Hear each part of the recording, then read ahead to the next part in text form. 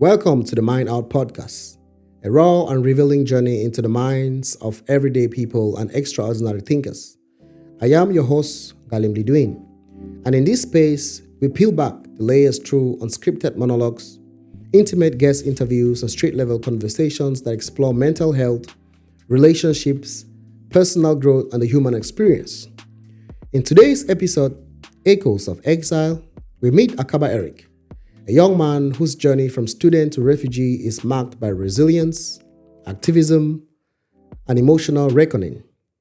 Before moving to Belgium around 2017, Akaba Eric was already deeply engaged in political activism on the ground in Cameroon, speaking against injustice and advocating for change. Once in Belgium, he continued his activism through online platforms, now from a place of physical safety, but yet emotional distance. His story is one of courage and transformation, of confronting the painful truth that exile might be permanent. We explore the emotional toll of displacement, the complexities of activism from afar, and the quiet grief of losing a homeland without closure. This is not just a story about asylum, it is about identity. It's a story about belonging and the inner work of rebuilding a life in a place that may never fully feel like home.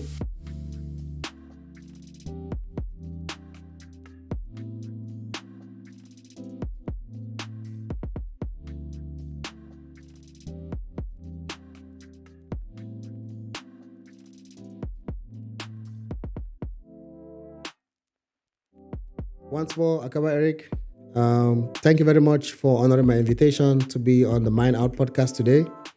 And it's a pleasure to have you in my podcast.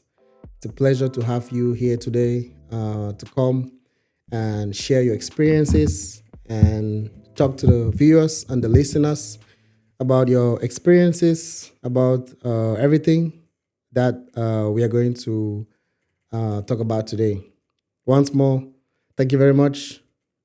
And without wasting much of our time, I would like you to introduce yourself, tell us who you are, tell us what you do, and just give us a brief introduction about who is Akaba Eric.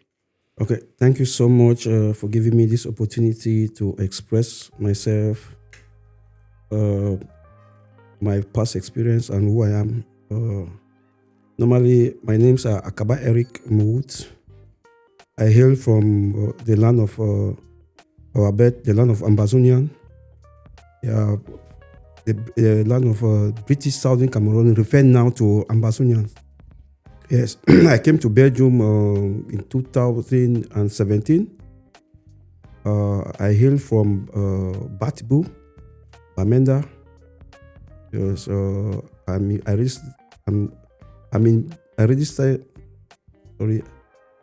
in Belgium, resident in Ashcourt.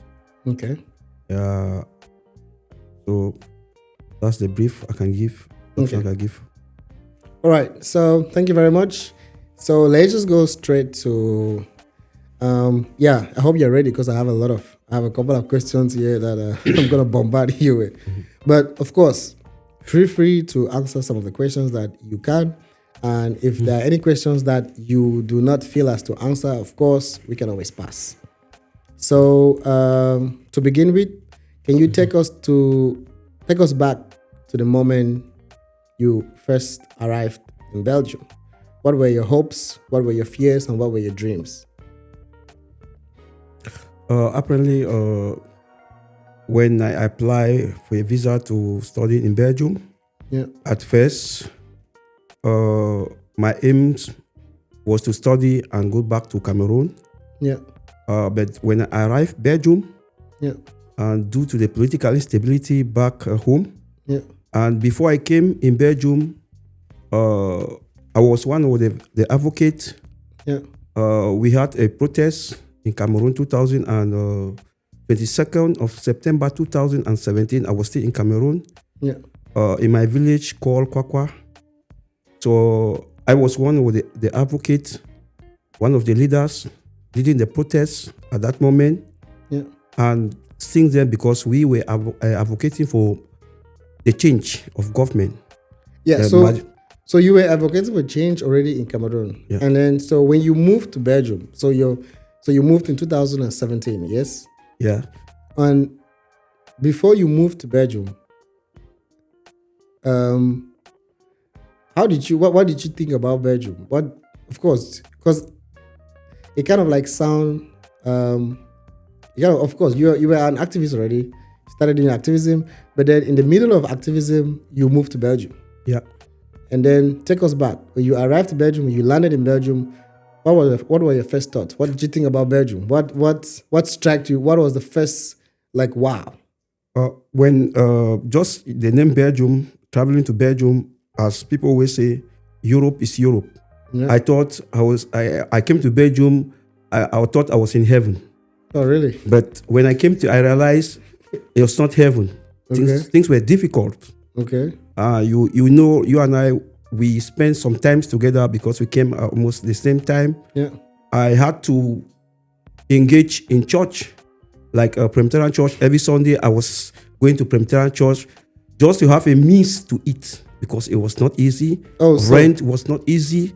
Things were tough. So immediately you arrived in Belgium, things were already tough. Very tough. I was like, wow, this Belgium. This is not a Belgium. I was just coming to, like, everything was going smoothly. I would just come, have my job, going to school, have a job. But I came, things were tough, very difficult.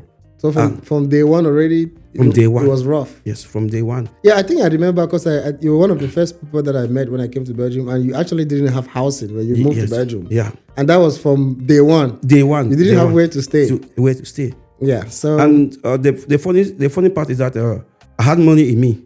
Yeah. I had money in me, but the houses were not there. So I have to beg. I have to sleep in a place for some times. Yeah.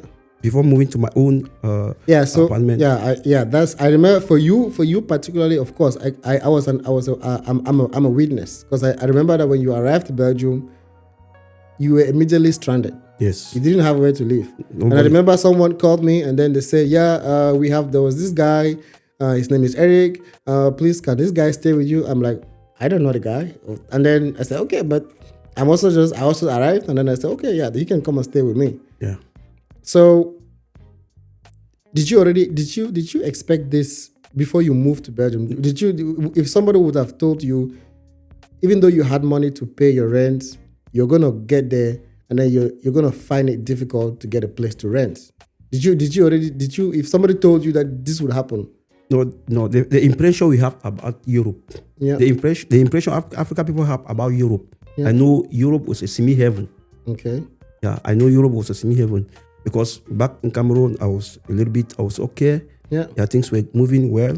Yeah. Yes, but I know, but now I'm moving to a bigger standard. Europe. So things should be much more better. Better. But when I came, I was stranded.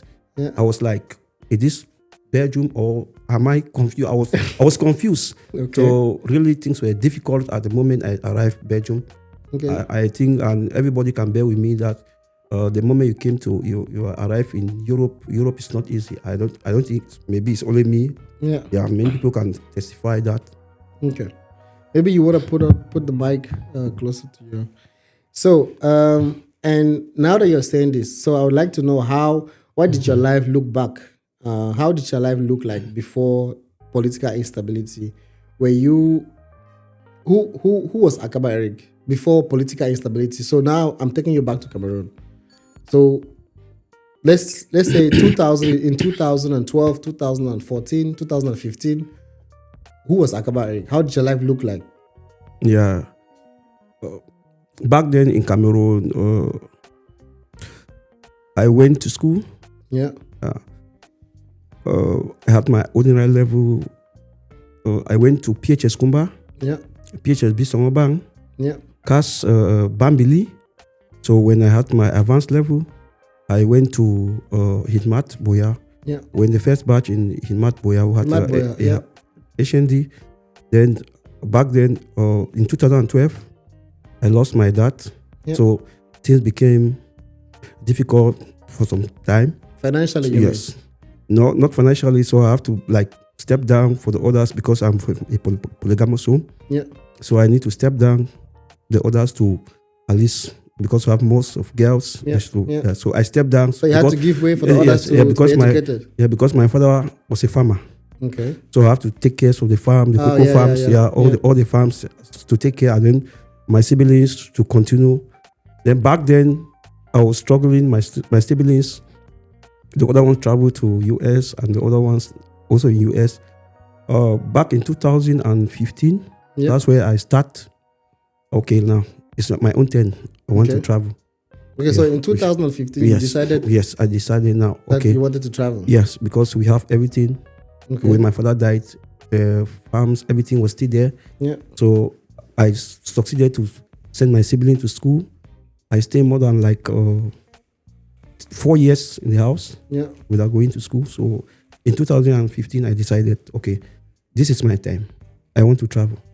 So in 2016, one of my friends was here in Belgium, Mr. Mayaba. Yeah, Mr. Mayaba. Yeah, 2016, So I called him and said, okay, now I want to travel. He said, okay. I sent my document for the admission. Okay. He applied for in Thomas More. So they granted me the admission. So that's when I started my procedure. But back then, when this issue of the political instability, the what we call now, we call it the Anglophone crisis. La Republic call it Anglophone crisis. We call it Ambazonian Civil War with the La Republic. Back then, in 2016, Seseko Ayok Julius Tabe, the one in jail, and Barrister Agwabala and the rest start advocating for the change. Yeah. And the crisis between teachers and lawyers. Yeah. Okay. So when Agwabala and Seseko Ayok Tabe. Yes. Is it Seseko Ayok Julius? Ayok Julius Tabe. So when they started advocating for change and when they started in 2016, yes, when there was strike and the university students, the lawyers, you were back in Cameroon. I was still back. Oh yes, I was. And what role did you play while back in Cameroon? Okay, back in Cameroon, I was still in my village in Kwakwa. Okay. So now what we do is, because at that time there was still no light, but we used generators. Yeah. What we do, we mobilize all the youth. Yeah. We had a TV. Yeah. We watch all the Ambazonia programs. Because at that time, they started their program. So what was your role? Were you one of the people I was one of the guys in the village mobilizing the youth. Okay. To stand for their right. Okay. To stand for their right. So you were already advocating for change. For change also. Okay. In the village. Yeah. So did you start in 2016 when this when the crisis started, or when the awakening began, or was it something that was already ongoing? Like, were you advocating for other changes in the village already, or was it particularly the Ambazonian thing that you started advocating for? In the village in Kwakwa, people can testify. I always stand because my father was one of the prominent parents in the village. One of the prominent. So when he died, then I started to, because what he taught us about the village. So I started to advocate about changes in the village. Okay. Yes. Like the community work. Okay. So I start mobilizing the community work. We had a road that link one village Kwakwa to Baipanya. Yeah. So I started mobilizing guys to raise money. Yeah. To do a road construction leading to open the road between Kwakwa and Baipanya. Okay. And then so in 2016, you now due to the fact that you already have this this activism in you, you then continue to advocate for the fight against La Republique and for the recognition of Ambazonia. So what? Because somebody listening to us now might say, okay, he's just saying he started doing these things in 2016, but why? What did you know about Southern Cameroon? Back then in 2016, we were not fighting for a separation. Yeah. We're fighting for marginalization because Okay, when the lawyers and teachers start advocating for marginalization, and we were supporting the lawyers and teachers. Okay. Yeah. Okay. So we were mobilizing the youth in the village. We watch all the programs. We have activists in the diaspora like Mark Barakta, Tapa Ivo. They were already Chris Ano. They were already in the diaspora. Yeah, for so sure. They were speaking. Against the government. Yeah. So at that time, it was still marginalization. It was not like separatists. Yeah. It was after the arrest of Seseko Ayok Jilos Tabe. Yeah. That's where people said, okay, it's enough.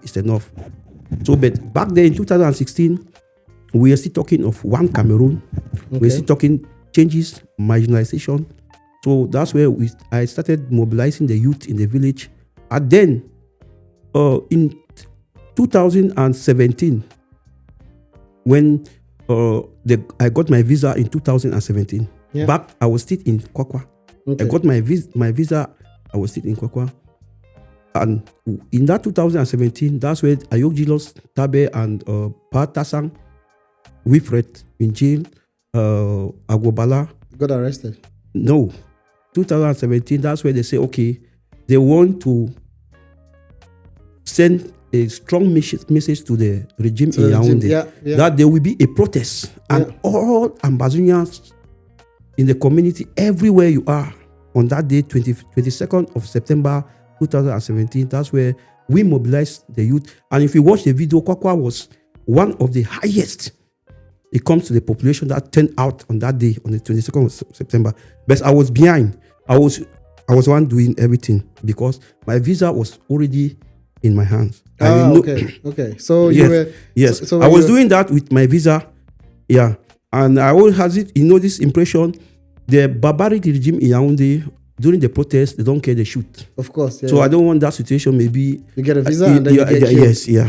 Wow. That would be double something to my parents. That's a double loss. Yeah, so I mobilized the youth. But then we do everything. But you were behind. I was behind. Interesting. Yes. Interesting. So now, let's fast forward 2017. You, after the protest, successful protest, I would say, and you then moved to Belgium, and then you arrived in Belgium. So, and of course, I'm not going to go to the step-by-step procedure of whatever after then you arrived in Belgium. So when did you realize that returning home might no longer be an option? So now take us to the point when you realize that, okay, returning home is no longer an option. Okay. You quite remember when I was in Belgium? Yeah. Early in 2018? Yeah. My village, Kwakwa, was raided down by the military. Was completely burned down by the military, Cameroon military. And I think that's where Mami Api. Yeah, Mami Api. And I'll tell you, Mami Api is a cousin of my father. Oh. Yeah, Mami Api is a cousin of my father. That's when I know I can't go back anymore. So my father's house, everything was burned down. Everything, the village was completely deserted. Everything was completely burned down. That's why I said, okay, wow, enough is enough. Now we have to speak out. Okay. I know, okay, Belgium is a country of human rights. Yeah. Belgium protect human rights. If my brothers back home can't speak, then I should speak for them. Okay. That's when I started my activism back here in Belgium. So you because we cannot say that that's when you started activism. Yes. Because you were already an activist. Yes. And then you moved to Belgium, and then I would assume that immediately you moved to Belgium, you didn't do activism because of you were still trying to understand the system, getting housing and blah blah blah. And then when the situation worsened in Cameroon, now decided to say, okay, let you continue what you had started in Cameroon. Yeah. So that is the moment you realize, okay, there's no returning back home. So now if someone were to ask you, what does the word refugee mean to you now? Compare when you first applied for asylum. Because now I can assume that, of course, you're no longer an asylum seeker. Yeah. Now you're a refugee. Yeah. Because there's a difference between an asylum seeker and a refugee. So what does the word refugee now mean to you now? Compared to when you first applied for asylum? Yeah, when you apply for asylum, you are an asylum seeker. Okay. At that moment, you don't have any right to call yourself a refugee until you are given a positive decision. Okay. And you are not guaranteed, because it's not a guarantee to know if they will give you positive or negative. Okay. Yeah, and at that moment where you apply for a political asylum,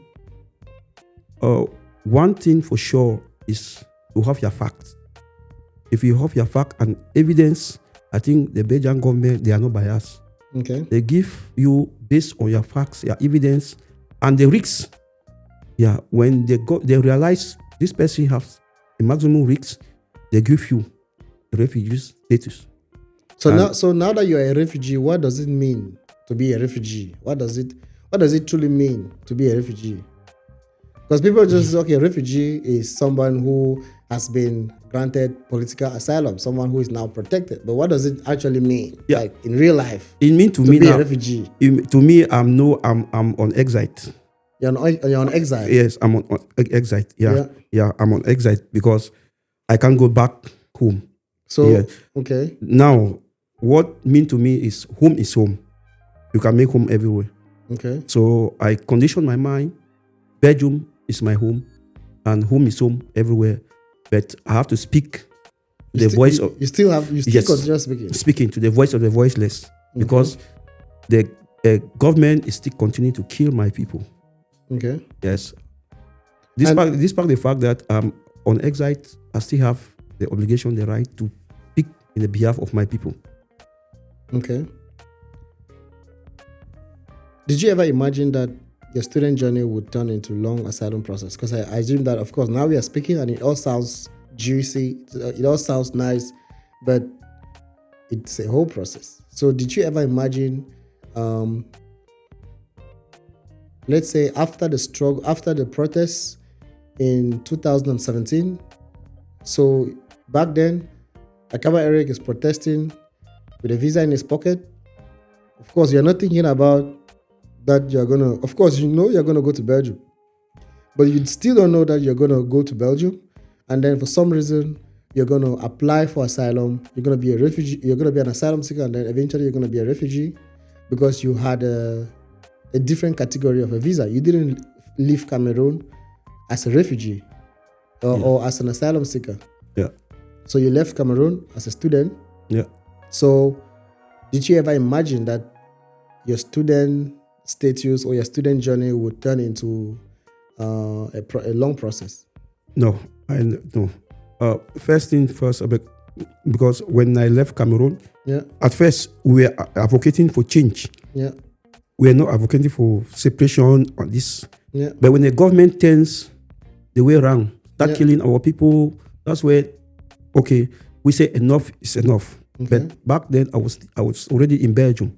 Yeah. So coming to Belgium, I was not coming to Belgium to seek for a political asylum. Yeah. I was coming to Belgium like other students. You study, maybe you have a job in Belgium. Yeah. You study, maybe you go back home. Yeah. But I never see myself to be a political refugee. Yeah. Or on exile. So when things turn around, your life is more important. That's why I have to fight in for political asylum. Yeah. So, and before, I never see myself to be in this state. Wow. So you never imagined that it was gonna be, and of course, so I mean, we're gonna get to the asylum process itself, because it's not an easy process, I can imagine. So, due to the fact that you became an asylum seeker and of course now eventually a refugee, in the beginning, in 2018, when you decided to take the mantle of a refugee or the mantle of an asylum seeker or the mantle of an activist away from home, because that mantle is more heavier. Of course, there are many people who are asylum seekers, political asylum seekers, but they are not activists. Because activists, it's a mantle, it's a load that you have to carry. So how did your family react to your decision to seek asylum and eventually to become a public figure who speaks on behalf of the people, who is a voice of the voiceless, but against the dictatorship regime of phobia? How did your family take this? Because of course, it's very scary to be in that position to talk against that regime. To be honest, it was not an easy task, but gradually they came to understand. I told them I'm a grown-up man. Okay. Yes, I have the right to speak on the behalf of my people. But were you not scared about their own lives? Because you have the right. Yeah. Because a lot of people, I'm not saying that it's a bad thing, but a lot of Africans or a lot of, not only Africans, but a lot of people who flee or who move away from their country automatically become, how can I say, motivational speakers. Let me say something. As a fighter, there's one thing you need to know. You have to move the spirit of fear in you. Okay. Because when you think about others, you will not be the fighter. Okay. Nelson Mandela was going to jail. The family was there. Okay. When America was fighting, they were fighting their freedom of independence. The families were there. Okay. As a soldier, when you are going to a battlefield, don't think about the family. Because when you think about the family, you will not go. So I kept everything aside. The only person I thought of very much was my mom. Okay. I thought my mom. But at times I call my mom. My mom said yes. He said those people are killing our people. She gave me some courage. Yeah. But at times he said, but she's afraid. I said, no, don't be afraid. But my siblings, they were totally against me. Oh, so my siblings, they were against you? Yes, my siblings, they totally against me until my siblings in US, I had to block them for 2 years. Really? Yeah, 2 years, I blocked them. And if you go on my page on Facebook, I block everybody. So I block everybody, all my families on Facebook. They don't watch my video. You can watch my video with somewhere else, but you don't come to my page to watch my video. So my siblings were totally against. But at times they will fabricate a story that my mom is sick because I'm on live. Because of you. So when I call my mom, I'm okay. I say okay. So that's so. So it's kind of interesting to know where your siblings. Okay, so was this conflict because of fear of their own lives or because of the fact that they were scared on your behalf? They were afraid of their own life. You know, as a activist, what the government do, La Republic government do, they start arresting the families of activists. So they were afraid because at one moment, they arrested the father of Comrade Mark Barata, Chris Anu. So I remember. So now what the government do, they go around arresting the families of prominent supporters of the revolution. Yeah. So, and secondly, some of them who are out of the country, they were afraid maybe they will go back to Cameroon. Yeah. They will arrest them. So their fear was personal issue. Yeah. Then secondly, they said their brother, they will miss their brother. Their brother will not come to Cameroon. That's a fear. So when are you going to come to Cameroon? Which means this activity you are doing, you will not come to Cameroon. Where are you going to see mom? So I say, okay, I'm a fighter. And before going on a battlefield, you need to take an oath. And that oath is to preserve the people. I have a bigger issue than you guys. So if you die like a hero. Yes. And if they kill you because of me, collateral damage. The war continues. Collateral damage? Yes. So that's what I put in my mind. Wow, that must be, you must have some guts. But of course, that is the sacrifice that an activist has to, those are the sacrifices that you have to forgo. And so if I would ask you now sincerely, what were the emotional milestones during your first year in exile? Because if you move to Belgium as a student, no matter how long you stay in Belgium as a student, you do not have that fear or that secondary thought which says that you are on exile. Mm-hmm. Yeah. But the moment you come or you move from your country to another country, and then you immediately become an asylum seeker and an activist, a public one like you are automatically on exile. So it's different. So if you stay 1 year, 2 year, 3 years, as time goes by, you are on exile until whatever you're running away from has been fixed in your country. So how do you now? What were the emotional milestones during this first year in exile? Did you have like confusion? Were you saying? Were you regretful? Were you hopeful?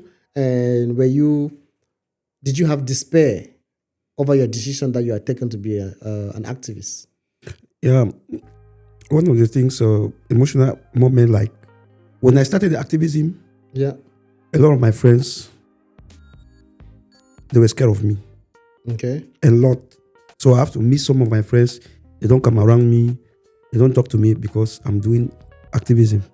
Yeah, of course, because I can understand if for instance, if I'm a Cameroonian and then I know what the Cameroon government do to activists, I don't want to publicly show my face beside you because I know that by the time they're targeting you, they're going to associate me because I'm associating with you. Yeah, let me say something. At one moment when I go, when we are in the occasion like drinking, public gathering, when they want to do a selfies or they want to take videos, you see when they are taking they cut me, they put aside. Because really? They don't want the Cameroon government to see that they're taking pictures with an activist. Yeah. So you know this guy. So you are the people.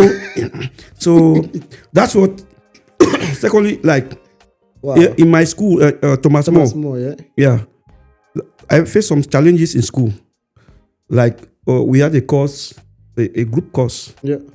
You have to do like group assignment. A group assignment. When they burned Kwakwa. Yeah. Okay. When I came to Thomas More first, I met a lot of Cameroonians there. Yeah. So what I was doing, like during break, I'll be preaching Ambazonians. Yeah. So they were telling me this were Ambazonian stuff. So when I'm coming, they said that Ambazonian guy is coming.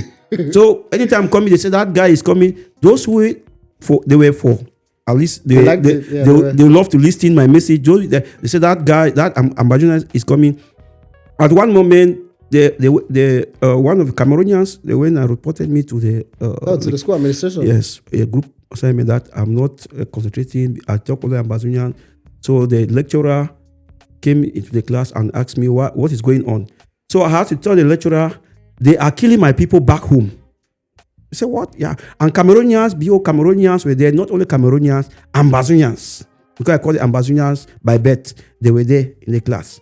So I spoke to the lecturer. I said, there's war going on in Cameroon. He said, well, I said, between English and French. He said, he asked in the whole class, nobody stood up to even ask, to accept what the lecturer was asking. So the lecturer, she said, okay, I should be patient. She went. The next class, she came and she said, wait, she saw it in the newspaper. Oh, yeah. Nice. She said they are killing people in Cameroon. But Cameroonians, Ambazonians, they were there. And they didn't respond. Wow. Yeah. So those are some of the challenges I face when I go to public gatherings at times when they say that Ambazonian stuff. So that was more of those challenges were like, okay, those are the challenges. And then did you have like any hopes? What were some of the positive things that sometimes boosted your emotions for the fact that you had decided to become an activist, or you had applied for asylum as a son of Ambazonia? Were there some moments that you said you felt hopeful? And then, of course, you've explained the moments that you were like, okay, moments that you were, of course, these moments were disappointing to you, that people that you would imagine to be supportive of the struggle would instead shy away from you. Okay, yeah, you remember when I started this activism, I started in your place. Yeah. Now I started the page. Yeah. The page was growing. At one moment, I told you I had like 200 views. Yeah. I was happy. Yeah. Then at one moment, I went live. Yeah. I started receiving calls from America. Yeah. They were like, bro, I like what you are doing. Courage. I was like, a lot of calls start coming in. Then the next time I had like 1,000 views. That's what boosted my courage. I said, like, wow, 1,000 views.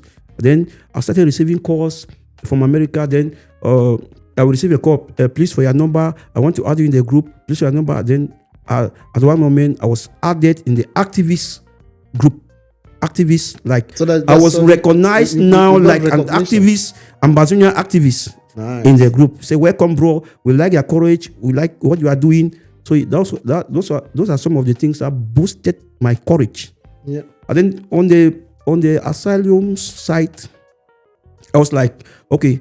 I told them, my comrades in the US and the other activists, okay, I have applied for a political asylum. They was like, they are behind you. They gave me a support, everything.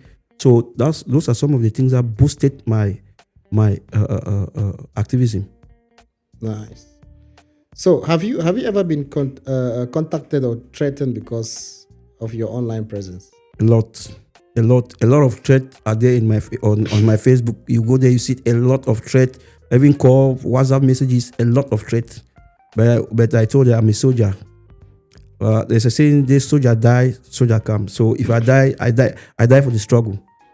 So, and these threats that you receive, are they personal or are they threats that are directed to you personally, or are they some of the threats that are directed to your family members, or what kind of threats do you most receive? of the threat I receive is direct threats. The personal. Direct threat, and some of the threats are the way the person will present it is like it's like you are even you are eating with the person.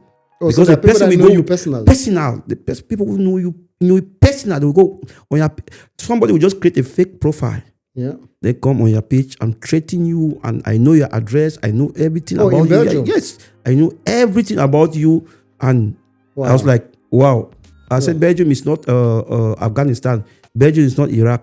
If you want to kill me, then you succeed. Then kill, because they have been killing for the past how many years? The war is still going on. Wow. So do you think these threats come from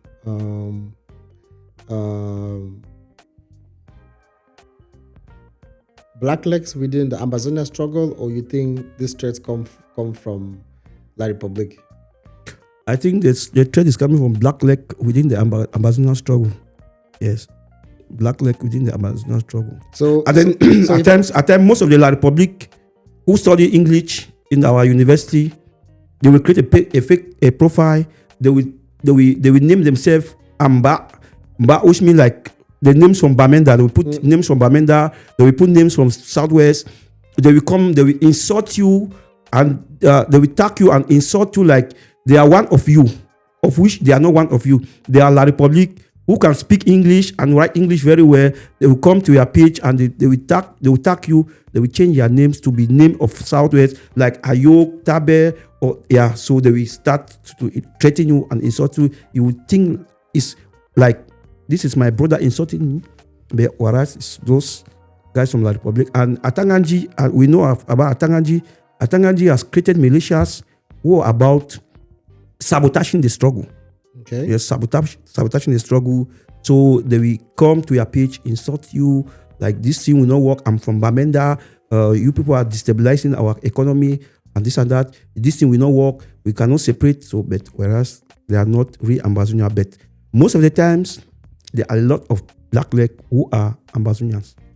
So did you ever fear at some point, because now that's okay, people are threatening, did you ever think about it that at some point your activism would affect your asylum case? Okay, let me put it this way, because it's not like you came purposefully to be an asylum, but before you decided to say, okay, now I'm going to start my asylum procedure, did you ever think that your activism was going to positively impact your asylum case, or was it going to negatively impact your asylum case? Because of course you could just normally go and then apply for asylum. You were not forced to be an activist, because there are a lot of people who apply for asylum and they are not activists. They just tell the reason for which they want to apply for asylum, and then they go and sit back, and then they wait for to follow the process. Did you feel that you becoming an activist was going to positively impact your case, or was it going to negatively impact your case, or you didn't become an activist because of the fact that you wanted to apply for asylum? Okay.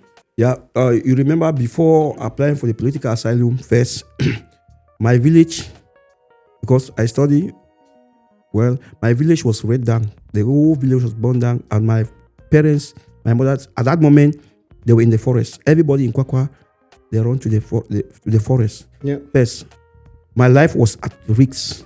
My life was at risk. At that moment, there's what we call, they can give you asylum based on economic reasons. Is that asylum? Yes. There's asylum based, like you don't have anywhere to sustain food and everything. They can give asylum based on that. That one they will send you back to your country. So economic asylum. No. They give economic asylum. Really? Yeah, they give asylum based on economic. Yeah, they give economic. So if you don't have a job in your country. No, that one is if you don't have a job, it's not that the job affect the whole economy. They are talking about their own personal life. Okay. Their own personal. They are not talking about the economic of the country. They are talking about their own personal life. Okay. Can you live? Can you survive? No. Okay. You understand? So, like, if they bomb Afghanistan, those who are living in Afghanistan, they don't have food to eat. Yeah. But at that moment, the war is not more going on in that particular place. Yeah. But those people who are living there, they don't have availability of food. Yeah. So they can grant you asylum based on that. Okay. That economic reason. But their life is safe. Their life is safe in that place, but you can't afford a daily meal. Yeah. They are not talking about economic of the economy of the country. Yes, you understand. Okay. So my village was burned down. Yeah. Everything was burned down. So when I applied to the asylum procedure, I was not thinking about activism. But my activism already started. So when I started talking to you, you remember, then my activity started even in back home, and when I came in Belgium, I was already preaching in Thomas More. Yeah. So when I met you, I was like, how can I go live?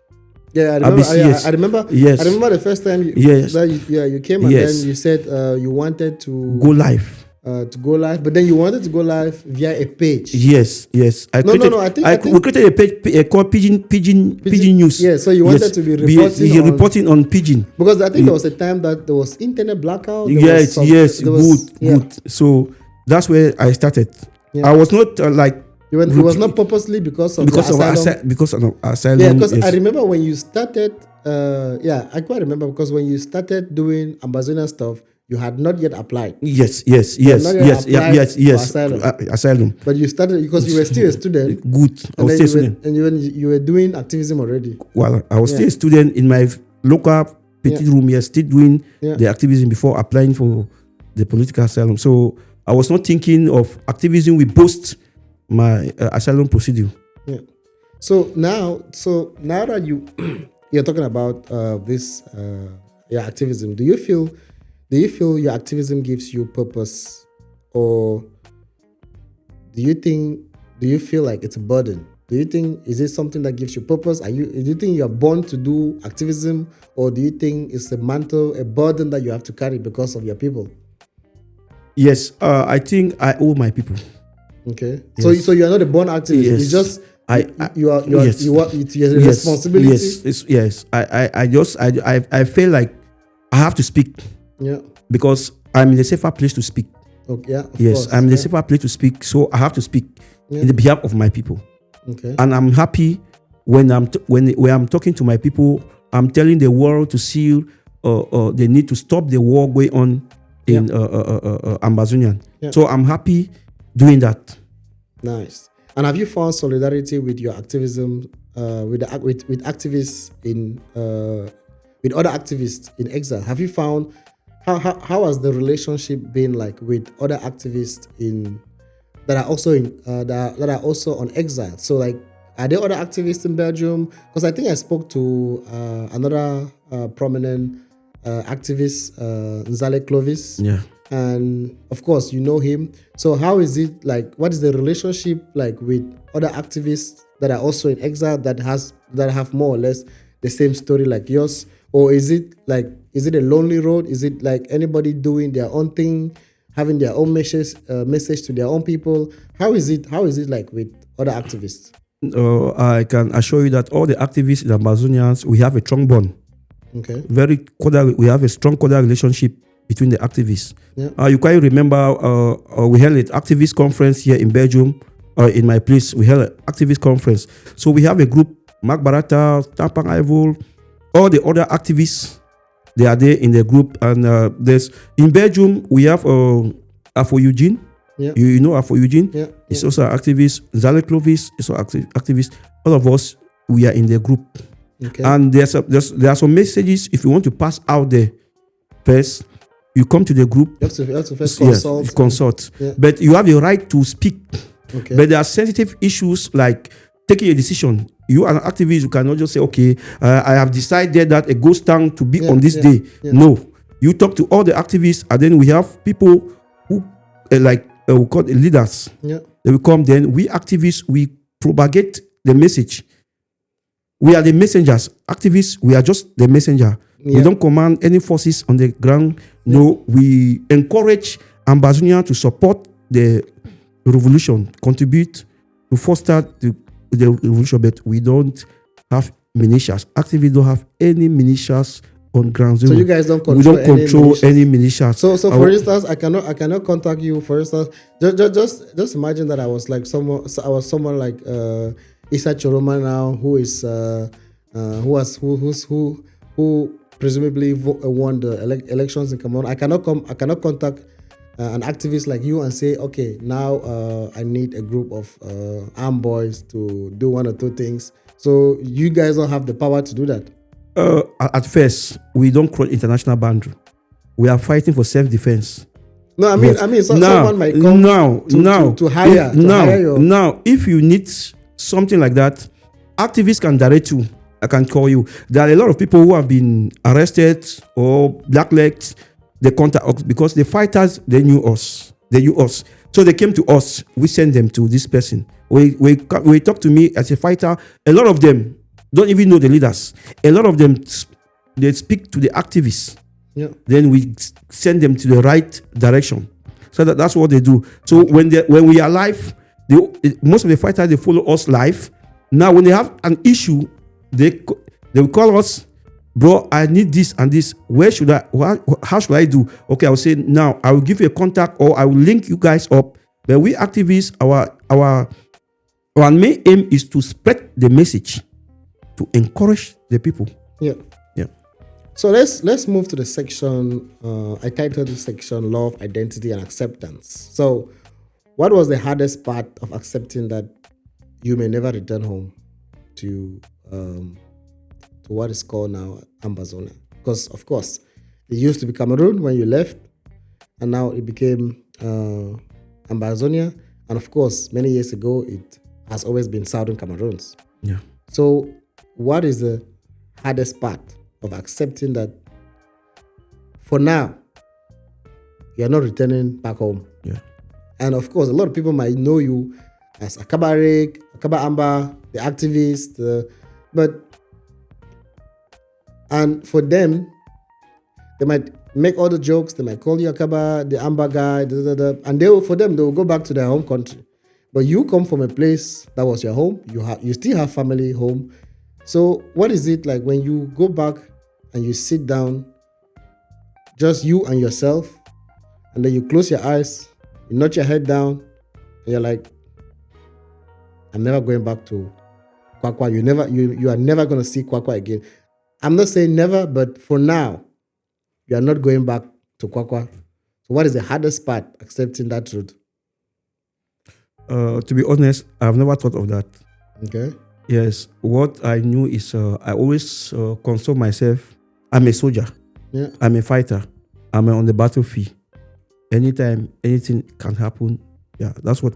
Because if you start thinking like, well, I miss my people. It's like you're surrendering. Yes, it's like I miss my people, or like I want to go to Kwakwa. That's when you start thinking like I should give up, step back. Yeah. We have a lot of activists who has gone out there and apologized to the government of the Republic because they want to go back, and they were pardoned. They went back to Cameroon. They were pardoned. They went back to Cameroon. But I, for one, I don't think in that direction. What I knew is Ambazonia will be free soon. Yeah.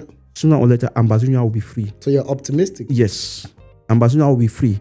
And I am not going into La Republic Airport. We are landing either in Tico Airport or we are landing in Bafut Airport. In Bafut Airport. Yes. So wow. that's my dream. That's so, a statement of a warrior. Yeah. So, that is a nice one. That's a nice one. So have you ever felt like you lost part, or like you lost a part of yourself in the process of seeking asylum? Did you ever feel like you lost even a tiny bit of yourself, like a tiny part, or maybe this might not be the right question. Maybe you didn't lose a part of yourself, but maybe you found a new part of yourself. Actually, when we talk about asylum, I think when I applied for political asylum, nobody knew I did so, because everybody knew I was a student. Yeah, but now I felt something like what you're saying, like an activist. Yeah, like an activist. I lose most of my friends. Yeah. Now, secondly, when it comes to a relationship, most of the girls, when they know you are an activist, they don't accept you. Wait, okay, are you talking about Cameroonian girls or any girl? Cameroonian girls, of course, Cameroonians. Okay. Of course, Cameroonian, even foreign girls, because as a foreigner, you know, you are dating this guy, maybe you got married, you are going there, you are going back to his country. But yeah, so now when they realize you are a political activist, you will not go back. They turn it out. So, but if you say that for a Cameroonian girl, I might say, okay, that can be true, because maybe she always want to go back home with her husband, with her partner. She might maybe want to go back, but I'm not exactly sure if you met, for instance, if you met a very beautiful Ethiopian girl and then you told her, I'm an activist, because I know a very prominent activist. I think you might know him. I've forgotten the name, Doctor. I think I'm forgetting his name, but I'm gonna, by the end of this show, I'm gonna remember his name. He's married to a very beautiful Ethiopian lady, and he's been in Belgium for years. He has never gone back, and the lady has never probably asked him, when are we going back? I think is it maybe because she's from another country, and he goes to Ethiopia with the lady. He doesn't necessarily need to go to La Republic. He doesn't even want to go to La Republic. So I think if you would meet a girl that is not from Cameroon, they might not really say this is one of our priority for you to be able to go back. I don't think so. Maybe you just except that. You don't want to do anything. Let me correct you something. Except that you don't want to do anything. Let me correct you something. When we keep calling Cameroon, it's like we are talking about one Cameroon here. No. When we have to refer it as Ambazonians or British Southern Cameroon, now called Ambazonians. Exactly. So when you keep calling Cameroon, it's like we are talking about one Cameroon here. No, I mean, because you meant Cameroon. Yes, but there are girls who accept you for who you are and where you are. So there are some. So if you meet La Republic girl, or you meet a Southern Cameroonian girl, she would want you to go back. First, I don't mingle with La Republic girls first. That's my decision. Okay, so now let's talk about. Okay, so because you're the one who came up with this. Yes, I don't even go there like La Republic. No, I don't. Okay, I talk with Ambazonians. You talk Ambazonian girls. Yes. And then when you meet an Ambazonian girl, you said they always run away. Most of them are scared. They are scared. That because of the fact that you are an activist, they might not go back with you. Yeah. So, and that was where I was trying to go to. No, I met two girls. Yeah. One was from Nigeria. Yeah. And the other one was. And the one from Nigeria, did she? Yes. Did she say you should be able to go back? Yes. When she asked, "What are you doing?" In the course of discussion, you mentioned the fact that you're an activist, and then she was. Are you going back? Will you go back to your country? I said no. I don't have anything to do with that country. he started giving. Okay. Yes, I said I don't have. There are girls who want you to, who wonder you should take her to your place to show your culture to her. You understand? Yeah, of course. Yes, yeah. of course. Now, but there are some who stood for Ambazonian. There are some girls who stood for the struggle and they love Ambazonian guys. Yeah. Now that you have mentioned something about the culture, what part of your culture or past do you struggle to keep alive while in exile? Or maybe you don't struggle, but what parts do you? I try to maintain my culture as Ambazonians. Yeah. First, we Africans, we have our values. Yeah. I'm from the Northwest. Yeah. I'm from the Northwest. So you know what the Northwest, we maintain our culture. I speak our vernacular well. Then I attend, we have a Mugamu. I'm from Batibu. Yeah. Yeah, we have a Mugamu. We attend meetings here. Nice. Then now I take myself like an Ambazonians. I also attend most of Ambazonian meetings, like the Bakosi meetings, like the other meetings. Yeah. But what I don't do, I don't mingle with any event that concerns the flag of Cameroon. Yeah. So like if you have an event, you invite me that concern the flag of Cameroon, like Cameroonian flag, you don't. Yeah, but yeah, of course. So, the Cameroonian flag doesn't necessarily portray the culture. I mean, like, yeah, because you mentioned things like you go to groups, and then of course in those groups they will probably have like cultural events, yes. Dances, music. Yeah, you remember one time? Food. You remember one time we went to your meetings? Those are some of the things I like to do during the weekends. Yeah, to reflect my culture. Nice. Of course, because when you stay for long outside, far away from home, of course you always need something to rejuvenate your culture and yeah. So do you feel like you've had to reinvent your identity, or are you still holding on to who you were? Did you reinvent who you were, or did you reinvent who you are? Or you're still holding on to who you used to be? Yes, I'm still holding on to who I used to be. So you have not changed? I have not changed. You're still the exact? And I still have the hope that one day I'm going back. And so now this is an interesting one. Have you ever felt ashamed of or conflicted about your refugee status? Has there been a moment where you get into a public and then somebody identify you as that's a refugee? Not necessarily a refugee. There are many refugees. This day you don't know who is a refugee, but because you're an activist, you are easily identified. So have you ever gotten into an occasion or gotten into a public space and then somebody identifies you as an activist and then you felt ashamed? No, I'm very proud. So you feel? I'm very proud of what I'm doing. Wow. Yeah, there are a lot of times I went to an event, people come to greet me. Wow. Yes, people come to greet me. So like it's like that. Erico, is that Erico? At times, is that Erico? I say no, I'm not Erico. Erico. I say I'm not Erico. They come to greet me because there are a lot of people who support the ambassador behind.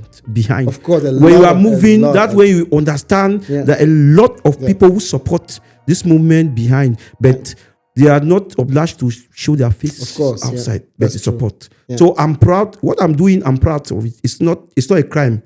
Yeah. Self-defense is not a crime. Of course. Yes. So what I'm doing, I'm not a terrorist. Yeah. You understand? What I'm doing, I'm proud of what I'm doing.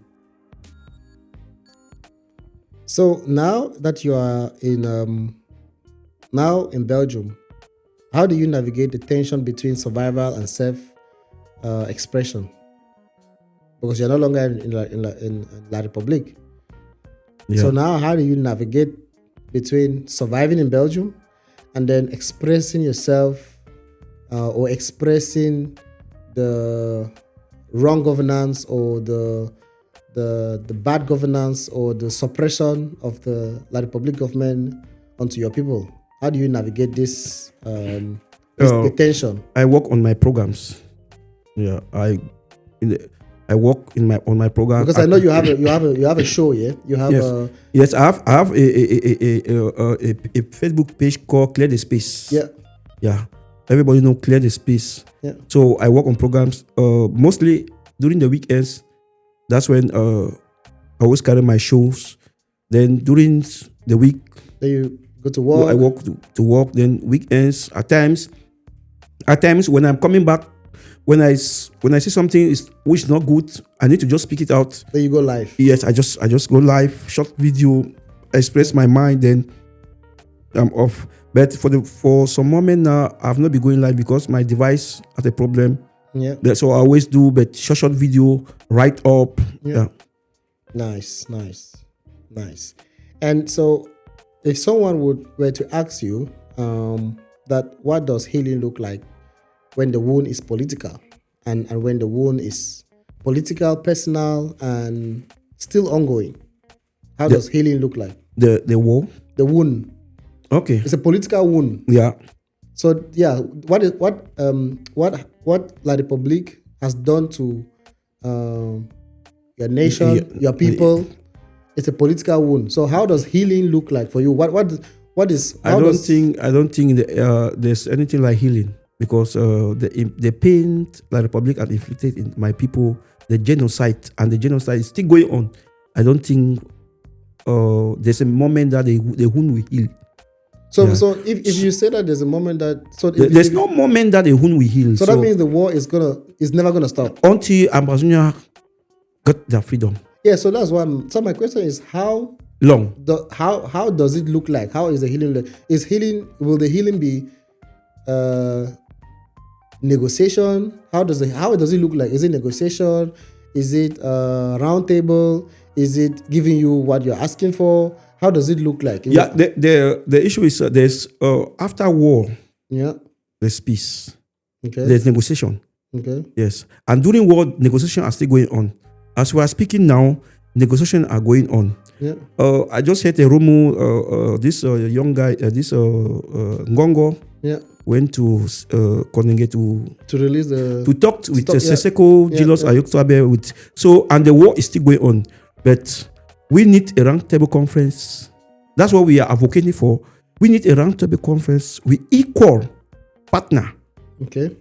Equal partner. We are speaking like equal. Nobody is a boss. Not like high. Yes, okay. Nobody is a boss. And then we give our grievances to the bed. Now we are negotiating the terms of separation. Okay. Yes. Either we are going to be good neighbors, or we are going to be like North Korea and South Korea. So we are going to negotiate the terms of our separation with La République. Great. So let me take us to belonging in a new land. So I remember in the beginning you did say that you did mention that Belgium is your new home. So what does home mean to you now? Is it Belgium, or is it your memories back home, or is it something else? For the moment now, Belgium is my home. For the moment? Yes, for the moment. Yes. For the moment now, Belgium is my home. Okay. And I don't have any negative thought thinking about home anymore. Now what I think is Belgium is my home, and I know I'm a freedom fighter. I'm fighting. If I don't go there, but I know I'm fighting to liberate my people. The essence here is not going back home. The essence here, you want to liberate your people. People back home. Yes, you want to liberate your people back home. It's not liberating yourself. Yeah. Like, if I want to liberate myself now, okay, it's very easy for me to go out on the public, on my page, apologize to the government of La République. I'm sorry, I was misled. I don't know what I was doing. Then you are back. The next moment, you coordinate you, then you are back in Cameroon. But now I'm fighting for my people. I'm not fighting for myself. Nice. So first, now Belgium is my home. Yeah. So I don't have any thought about going back soon. Okay. Yeah, but and now that Belgium is your home, have you found people or places that make you feel safe, that make you feel seen, that make you feel like you're home? Have you found like a place where you feel like, oh wow, I really feel like home? Or have you found people that make you feel? Yeah, of course, the community in which I live. Yeah. All the blacks, all the Ambazonians, that are in favor of what I do. So I feel relief. I feel I belong. Okay. So everybody support what I do. Okay. Behind. What about, have you found spaces like things that you do, like during, of course you are not doing activism 24/7. Of course you also have hobbies, you also get to relax, and you don't necessarily need to relax when you're going to a cultural activity. Of course it's also for relaxation. But aside having spaces where you go for, let's say, your Batibo reunion, or maybe Bakosi reunion, or other groups where you, other spaces, do you have other spaces that are, let's say, Belgian related, that have, of course, when you say this is home, that means you must have integrated. So you might not only be holding on to things that are culturally related to you. Do you have examples of other things that you do that make you feel home? For example, where I worked, my colleagues are most of them are Belgian. So we interact. They make me feel at home. I visit colleagues who are Belgians. Yes, nice. I try to interact with colleagues who are Belgians. My community where I live, we had a community event. Nice. Yes, just opposite my house. So then we have a Belgian restaurant. I interact with the Belgians to make you feel at going to Belgian clubs. Only Belgians, we feel at one of them. That's what I do to make myself to belong. So you feel legally, emotionally, and socially accepted in Belgium. Yes. Excellent. So now that you've confirmed that you feel that way, what does integration look like when your heart is still somewhere else? Because now I would say you are fully integrated. So, but how does it feel to be integrated into a society where your heart is somewhere else? There's it's 50-50. It's here and it's there. No, Belgium is my home. Yeah, but your heart is your heart in Belgium, or your heart is back home? I'm a fighter. I'm a fighter. Yes, my heart is back home, but I'm be protected here. I take Belgium like my second home.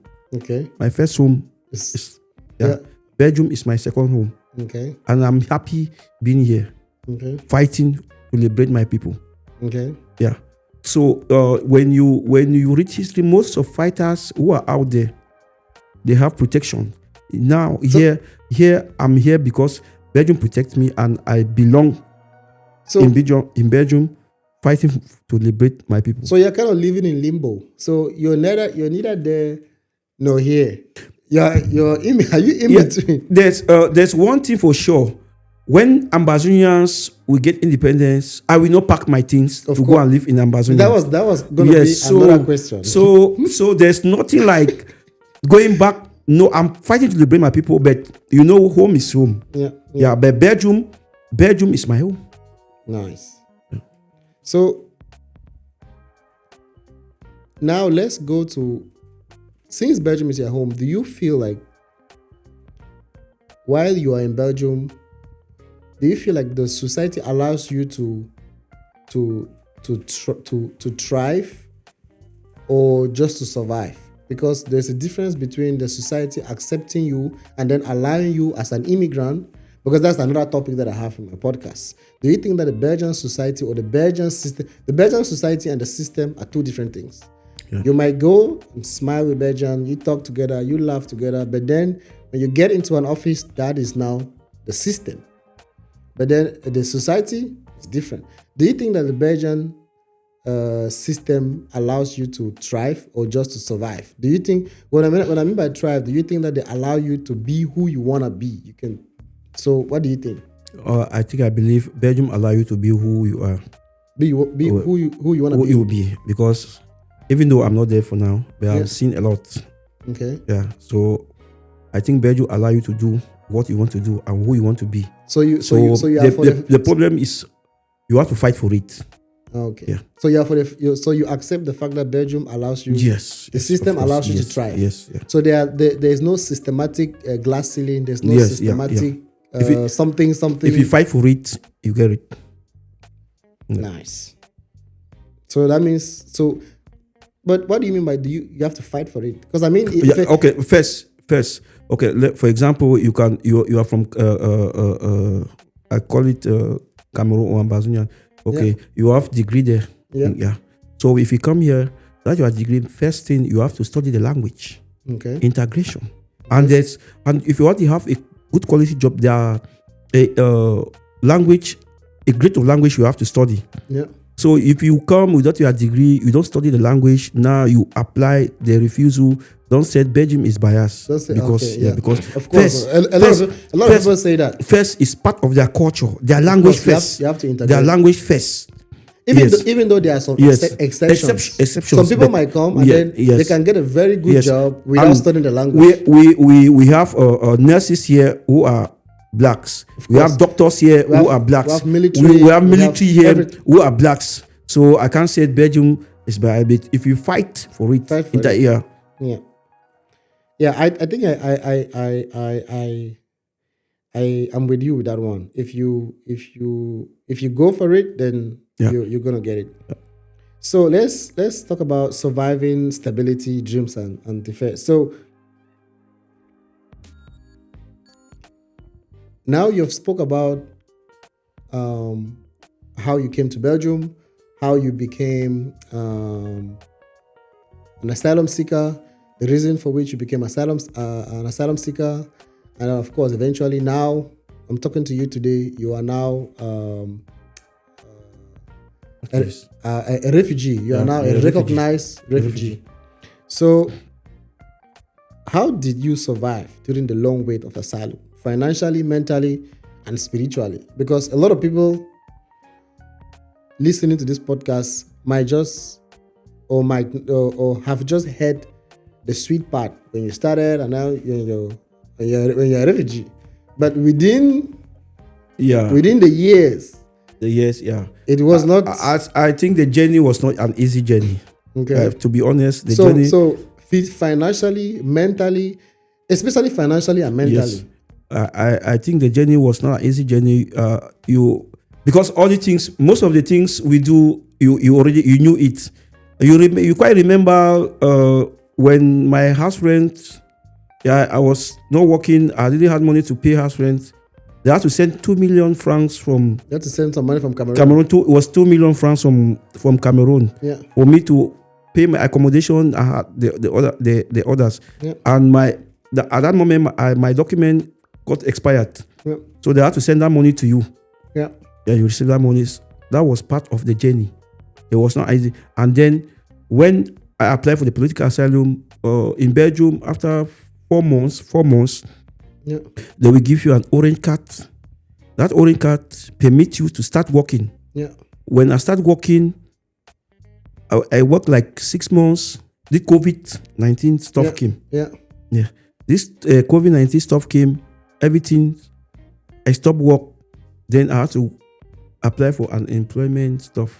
So financially, it was tough. Tough financially. And then what about mentally? Because the most challenging part is the mental side. Because a lot of black people do not like to talk about their mental state of mind. They just say, "Massa, I'm strong. I can deal. I've survived more tougher things back when I was in Cameroon," and then they shy away or they cover up the mental.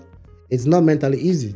You know. To be sincere, when you apply like a political asylum, one thing to be sure, you are not certain they're gonna give you. You're one leg in, one leg out. And Belgium, when they said no, when the court said no, they give you 15 days to leave the territory. To leave the territory. Wow. So did you ever receive this note to leave? Yes. No, I didn't receive the note to leave the territory. No, because the note is from the court. When the court refused, because the immigration in Brussels, they have the right to say no. Yeah. Upon examining your case, they found it. Yeah, but when the court examined it and found out that you have the right, the court will revoked the decision. Yeah. Yeah, but when the court say okay, the decision from Brussels is okay. Now the court pass the order. You have to leave Belgium So how do you just take us when from the moment you apply this, you're doing activism online, you're advocating for the people, before you even ever receive the note from whatever office, how do you mentally stay strong? At times at times you will sit in the room, you reflect. When Bruce said no, what is the next step? If in case they say no, what will you do? In case, what will you do? And now you are an activist. Yeah.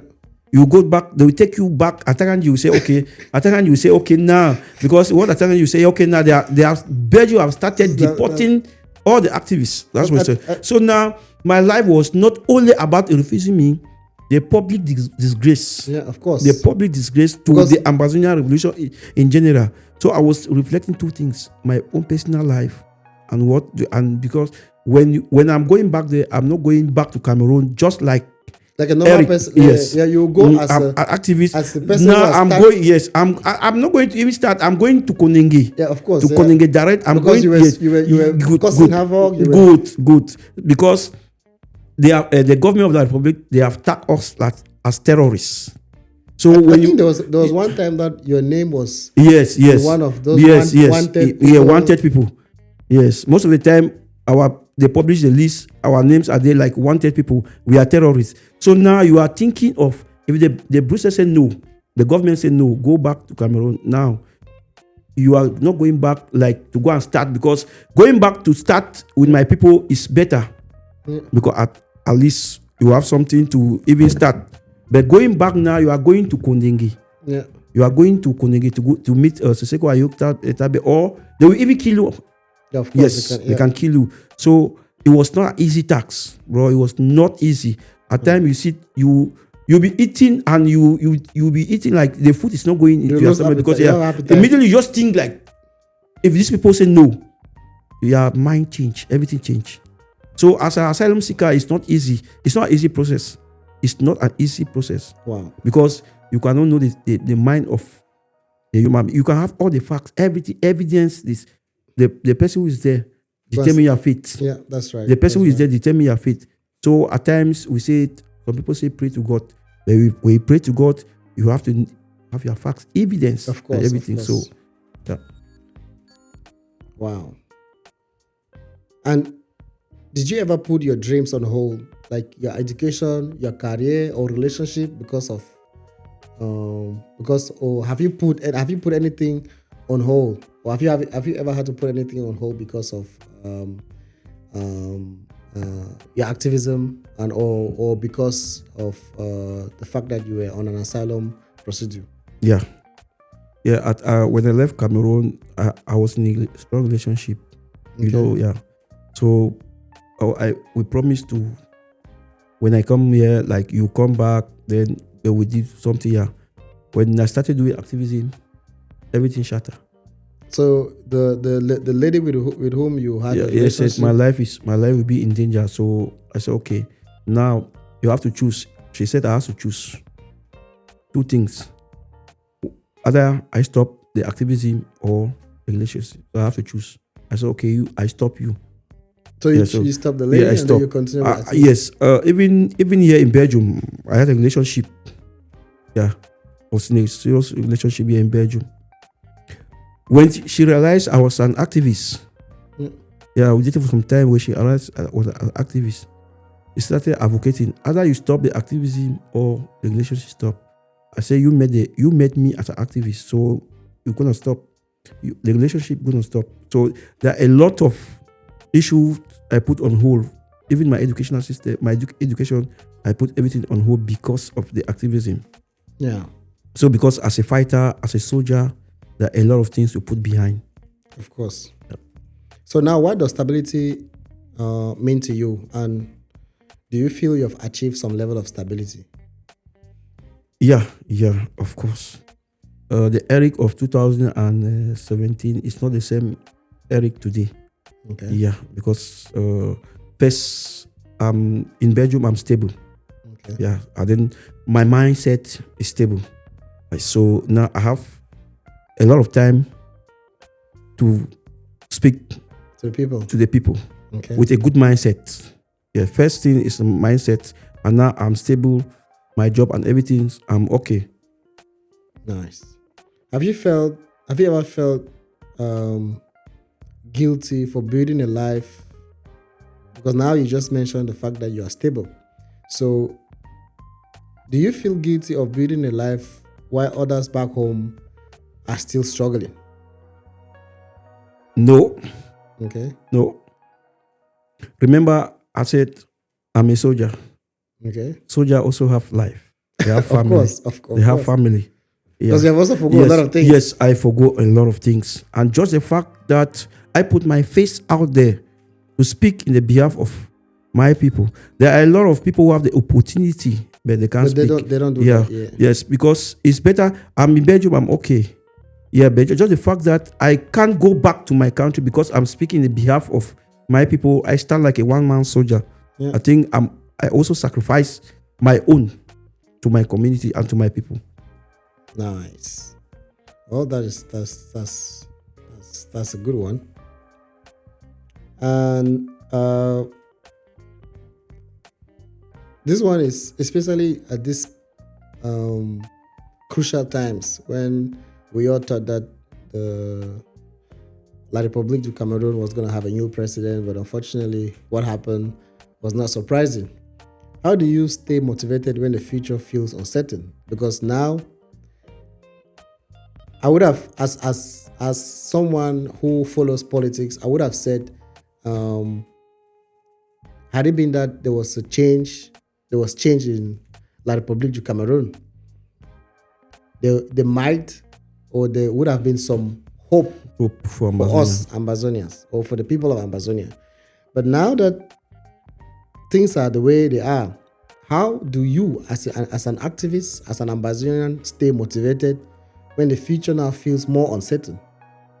Yeah, to be sincerely, let me speak because La République, they are our neighbors. Yeah, their political landscape in their country will affect Ambazonia. Anything they are doing there will affect us. Yeah. The president they are putting will affect us. So we have to monitor and we have to speak.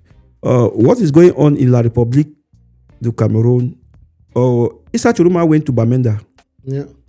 Yes, in the heartbeat of the crisis. But he went to. He didn't go down to. Yeah, but he went to upstation. Yes, but he tried. Yeah, of course. With the courage. He said, "I'm speaking with Chris Anu." Was that a lie or was that? It's true. Okay. He said, "I'm speaking." He said, "Do you people know Chris Anu?" Say yes. He said, "I'm speaking with Chris Anu. I'm speaking with the separatists." So, which means, first, he recognized that there's a problem. Yeah. Because first thing is to recognize. Okay. Second thing is Chris Churuma. Some people, their opinion was like, Churuma, you are the person who said there was no political. There was no crisis. There was no war. Military has never killed anybody. Yeah. But Churuma said he was speaking in the behalf of the government. Now he's speaking as a Churuma. Yeah. Yeah, but his opinions hold. Now going back to La République, I think if Churuma was given the chance, I think things will slow down a little bit in the Ambazonians. Things will slow down a little bit. But now, when Churuma lose the elections, do you know how many military was killed in Bambili recently? And now every day they are killing military. Every day they are killing military. So they are killing the militaries. But so now the political struggle which is going on, Churuma is still advocating he's the president. Yeah. And the La République citizens, yeah, they are very weak. Yeah. They don't have. Can you put it down? Put it more down. Put it. Yeah. They don't have the courage like Ambazonians. Yeah. Yes. That's the failure. They want change, but they don't want to fight for change. Okay. Now that you're talking about politics, and you're kind of also you're touching La République. Yeah. do you still follow Cameroonian politics closely, or have you emotionally distanced yourself from it? No, I monitor their politics. I follow their politics. I follow the politics of Ghana. I'm African, so the political struggle in La Republic is also affecting Ambazonians. So do you think that? So what do you think about the re-election of President Paul Biya? So does this stay hope? Does his re-election stay hope? Does it stay anger, or does it stay like desperation to you? Bro, we better know what is going on in that country. The citizens are frustrated. Everybody, they are angry. Yeah, but as an Ambazonian, that is not your concern. It's not my concern. But they don't know how to go about it. So yeah, we don't. So as an Ambazonian, it's not a problem. Whether they want to go up, they come down, that's not a problem. But my question is, now that he has been re-elected, does it give you more hope that, okay, now the people of La Republic will see what the people of Ambazonia saw many years ago? Or for you, do you think, because he has been re-elected, the political crisis in the civil war in Ambazonia will last longer, or will it be shortened? What does the impact? Now, as the president of Biya has been re-elected, he gives Ambazonia more hopes, and he gives Ambazonian most of the sympathizers, those who were not sympathizing with Ambazonians, they are now beginning to see the need. Even most of the La Republic, they are be calling us. So really, what we are fighting is really. So now they are coming to realize that their system is a fake system. Yeah. Now Ambazonians now are gaining grounds. Okay. Ambazonians are gaining grounds now, because even Ambazonians who were not supporting the struggle, now they are beginning to come. They are beginning to realize that they were doing wrong, and they are coming back now. I think because of the failure of Issa Chiruma and the other guy come to. Yeah. Now they are coming to realize Ambazonian, and even most of the La Republic, they are pleading with us that we are the only people who can liberate them. But we are telling them Ambazonia is a free nation. Yeah, because I've seen like some French influencers who before now always said, les Ambazoniens, the Ambazonians, they are just saying. And of recent, I've seen them saying that, we are also going to be like Ambazonia. Yeah. Ambazonia is going to be on their own. The North is going to be on their own. And then, so now they have now indirectly started acknowledging that Ambazonia exists. Yeah, but before now, they didn't do that. Yeah, and secondly, the President Biya who is there, we spark things up, and we give Ambazonia more advantages. Mm-hmm. Do you know why? Because I believe there's going to be a war between the East Roman camp. You have seen this. You are seeing the social media, and the military in La Republic have been splitting. Yeah. So we are just praying. I'm a fighter. I'm just praying. We are just praying. Let them fight. And now we are witnessing what happened in Ambazonia is going to happen there, and when they fight. Because you are now talking about because when they are fighting, they will weaken the military in Ambazonia. We get more grounds because we are fighting Ambazonia. We are not fighting the civilians in Ambazonians. We are fighting the military for self-defense.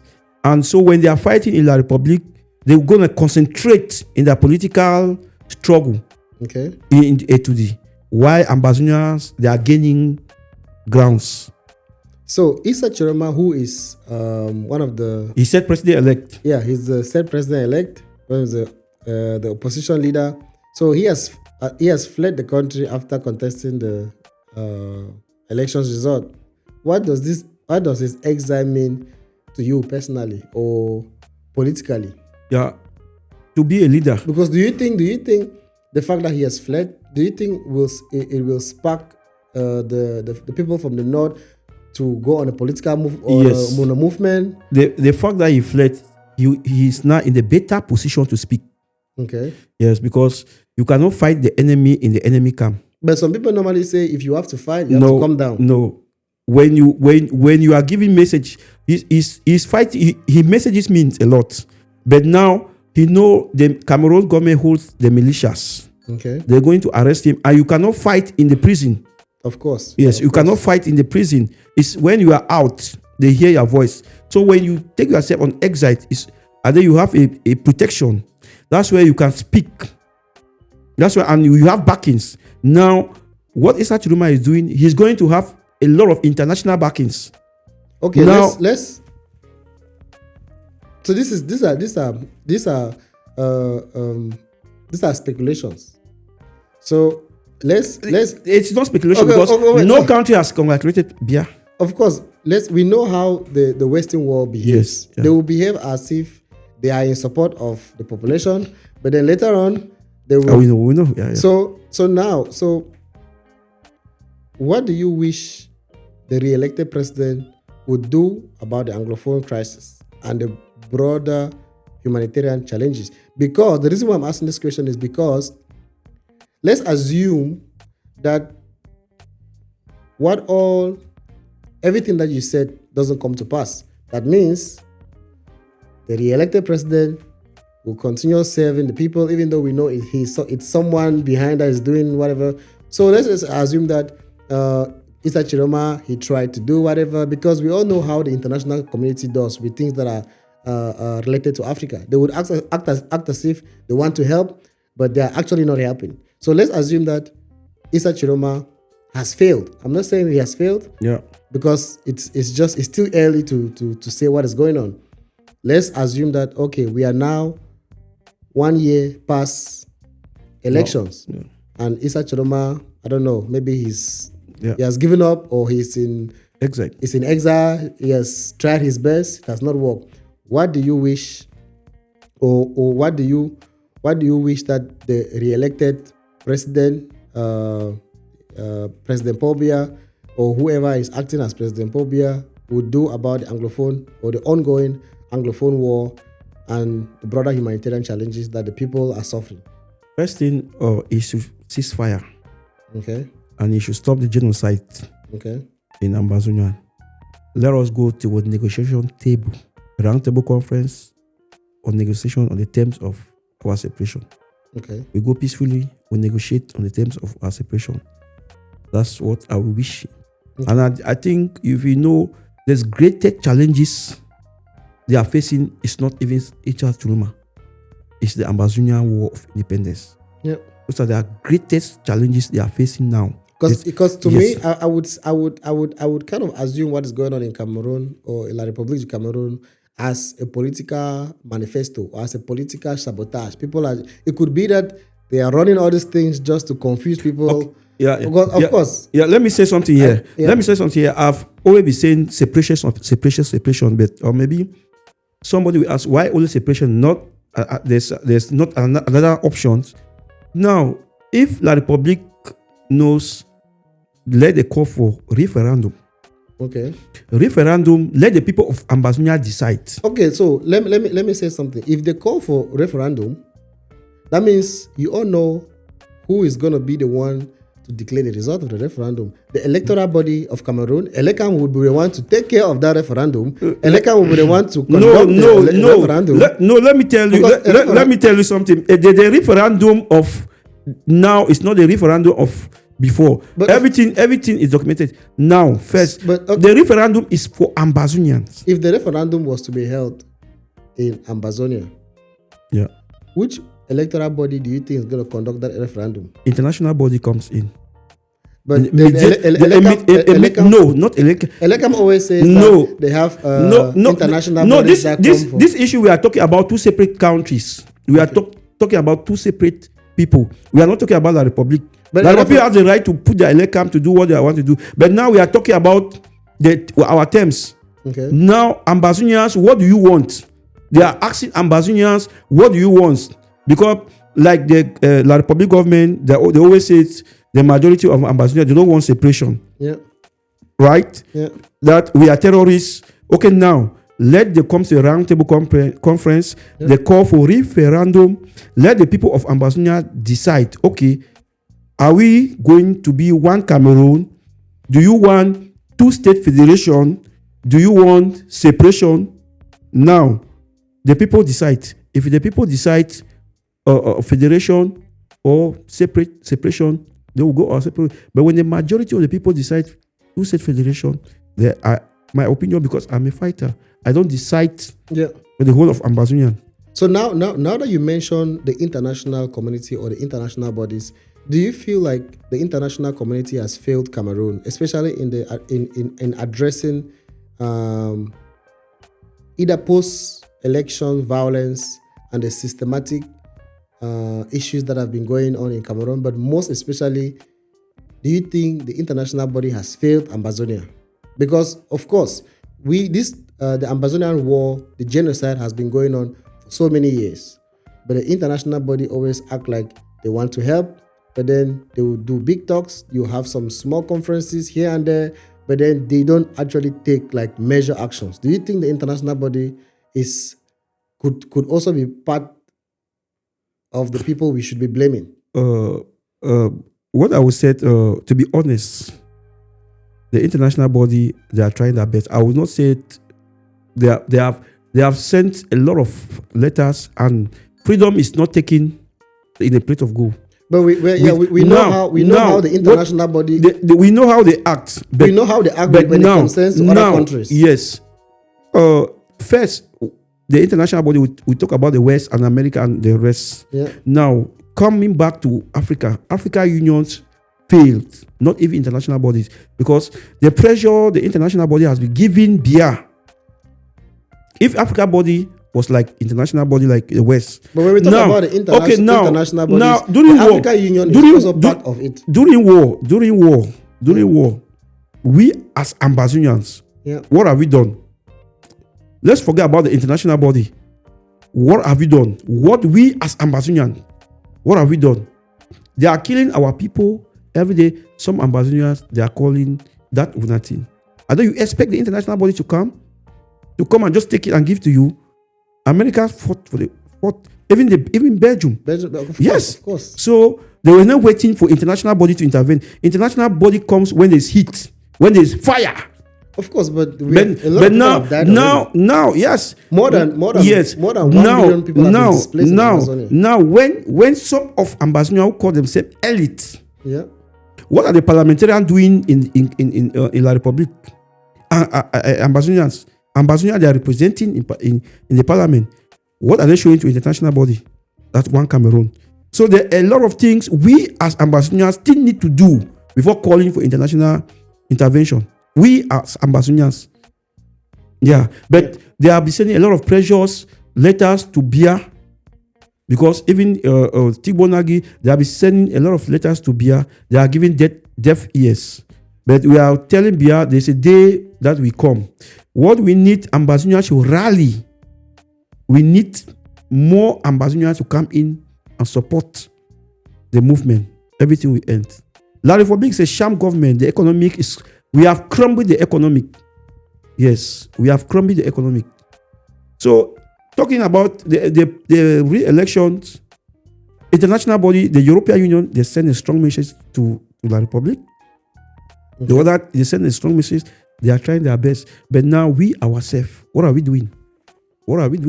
So you mean to say that until we as Cameroon, Southern Ambazonians, when we start talking, they will come in. So, but when I mentioned the international bodies or international community, I didn't only mean the West, because we have an African Union. That is one. It's a two-legged bulldog now. Everybody knows that one. It's everybody. Most of the leaders in the African Unions are old people like Bia. So they're his colleagues. They're his colleagues. What do you expect from African Union? So nothing. Wow. So we don't even speak about African Union. Yeah.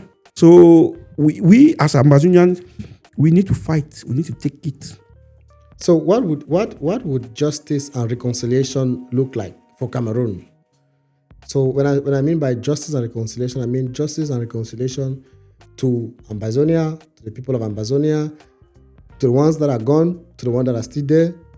Do you still believe it's possible?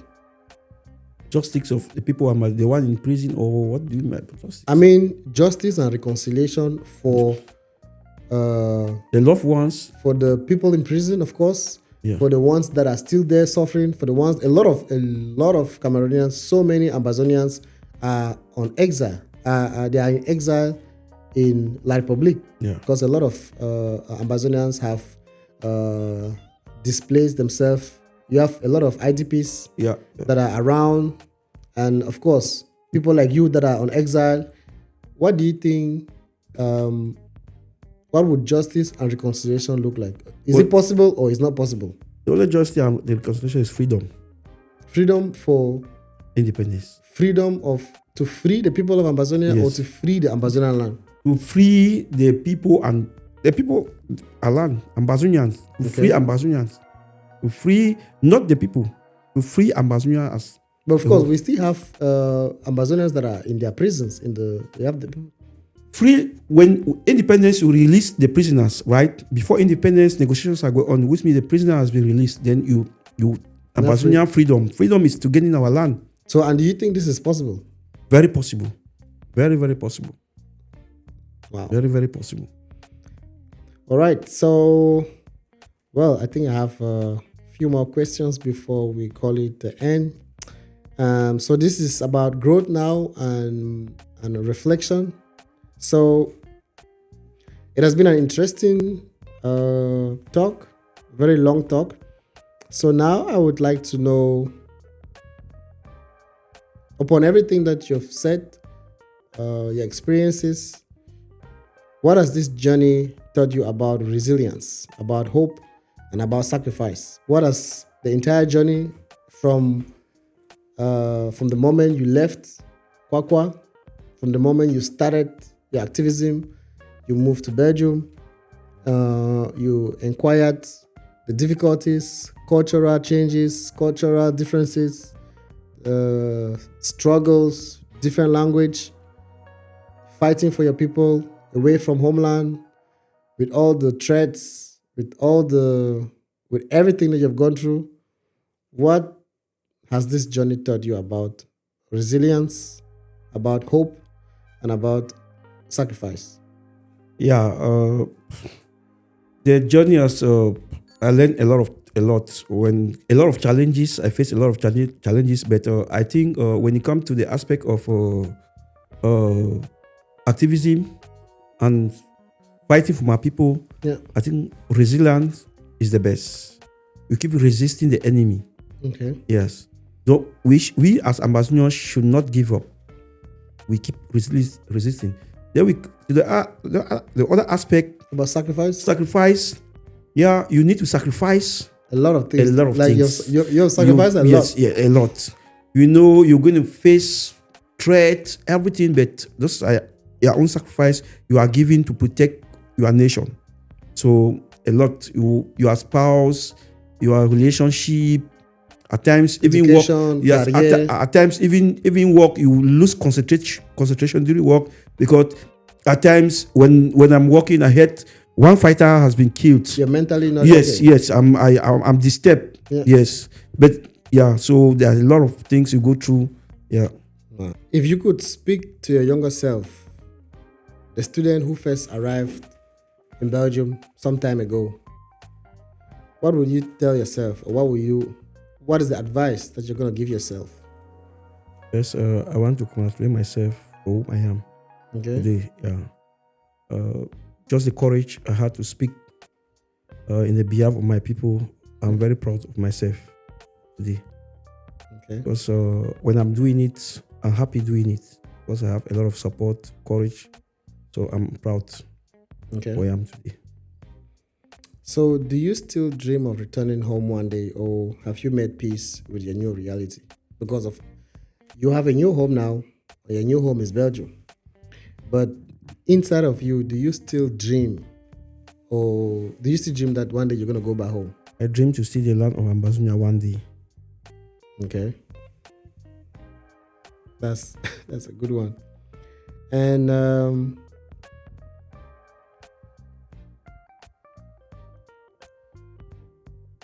when you were in Cameroon, before it became Southern Amazonia. You moved to Belgium. You had a definition of success. And now, fast forward many years later, has this definition of success changed? Or if I would say, what does success now mean to you? Having experienced all this, having witnessed all these challenges in life, what does experience now mean? What does success now mean to you? Because of course, I can imagine that when you came to Belgium, you had success was you were coming, and then you had a different definition of success. You knew that maybe you were, you should answer the question. I don't want to answer the question. Coming to that question, I think success, what I study and what I study, I learned, I had happy a lot because the way I reason. You are reasoning faculty. The way you reason, and secondly, when you interact, your interaction also reflects on your studies. Okay. So I think what I studied back in Cameroon and coming to Belgium, even though you don't achieve the fee of your studies, but as an academician, it helped to build me up, to build my experience, to build my background check. So I think that's a success I had. So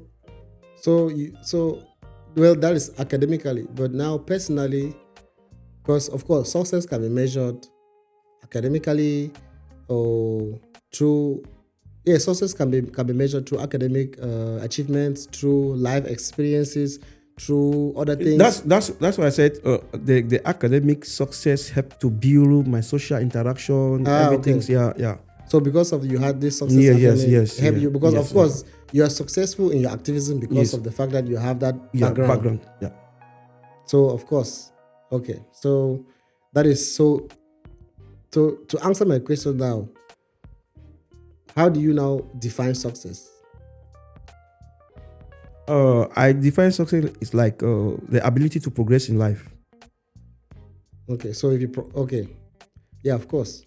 That's me. That's of course that everyone would. I would also define it that way. If you can progress, of course, that means you are being successful. Because success does not have a ceiling, a limit. That okay, when you get to this part, you're there. But the ability to keep on going means that you're.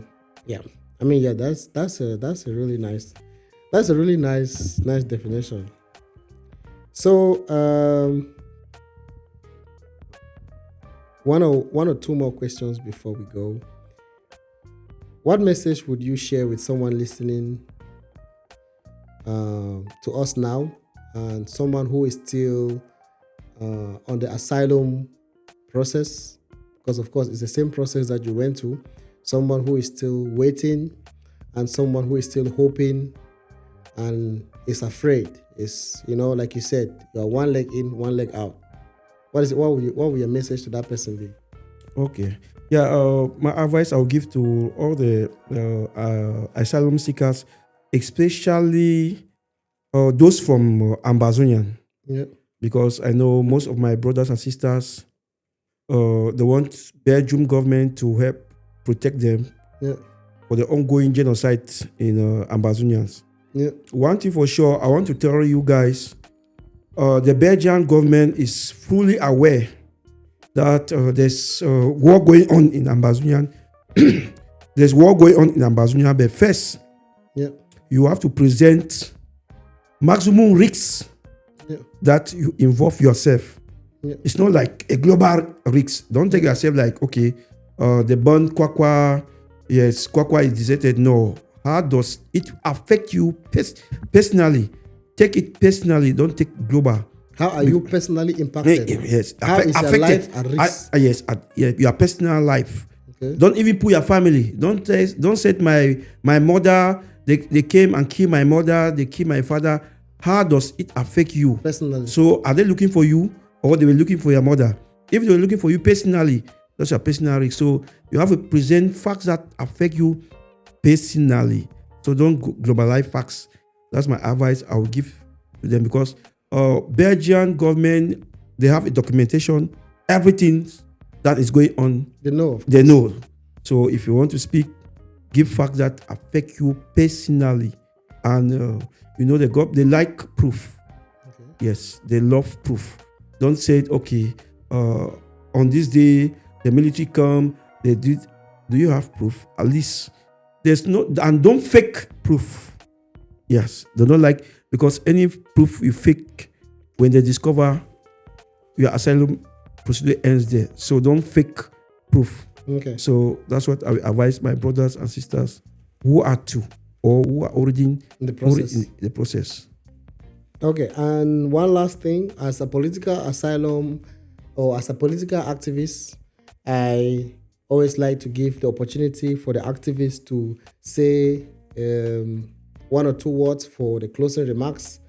Because, of course, this is a platform, this is a podcast, but of course, as an activist, you have your own followers, you have a very huge amount of following, and you have a lot of people, you have thousands and hundreds of thousands of people that follow you daily. And so I would like to give you the opportunity to say one or two things to the people of Southern Cameroon, to the people who are still in desperate wait of a solution, people who are either internally or externally displaced. What do you have to say to them? You have the word. You want to say what you want to say? Okay, thank you so much. I want to use this opportunity to speak to my people of the British Southern Cameroon, referred now as Ambazonians. Brothers and sisters, fellow comrades, I want to use this opportunity to plead with all Ambazonians in the diaspora, especially those in the diaspora, that there's a genocide going on in our country. We need a collective support. We need a collective come together to protect our dignity, to fight for self-defense. What we know is self-defense is a human right. Let's come together. Let's push the La Republique out of our land. We see the crumbling government.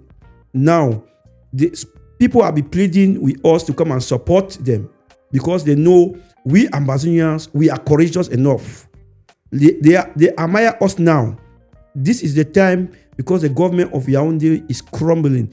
This is the time of all Ambazonians, both in the diaspora, ground zero, wherever you are, to chip in your support to support the government of Ambazonians so that we can liberate our people. Let's remember, if we fail now, we will never reclaim our land.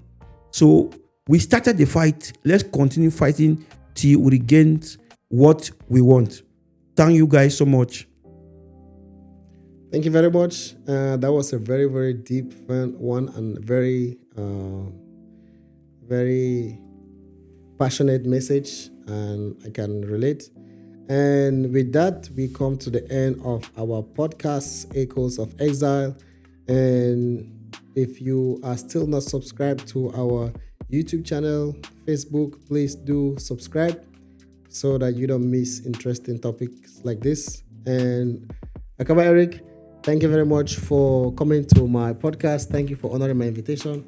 And I hope that this is one of many invites that we are going to have. It was a pleasure having you on the show. Thank you for the invite. Thank you for hosting.